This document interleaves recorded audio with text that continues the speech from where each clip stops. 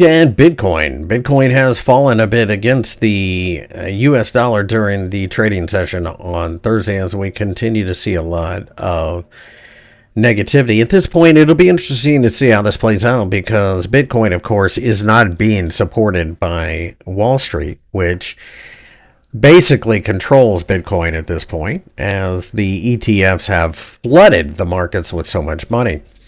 The $56,500 level underneath is an area that we had tested early during the session and previously during the month of April. It's also the 50% Fibonacci retracement level from the surge higher after the ETF announcement.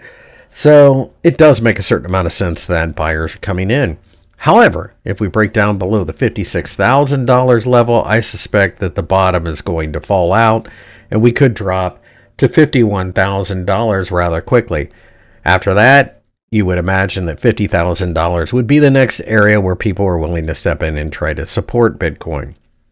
The biggest problem with Bitcoin, of course, is that, well, it's not really used for anything.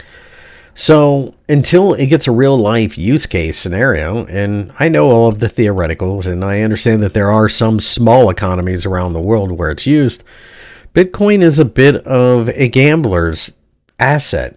I don't think that changes anytime soon.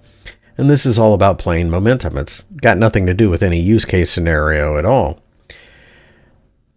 The jobs report on Friday could have a major implication on where Bitcoin goes next because it will have major implications where the US dollar goes.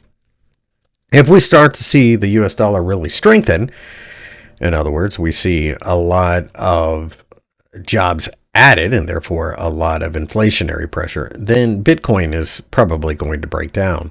If the US dollar gets absolutely hammered, it's possible that we turn around and try to get to $60,000. Anything above there sends this market back towards the top of the overall consolidation.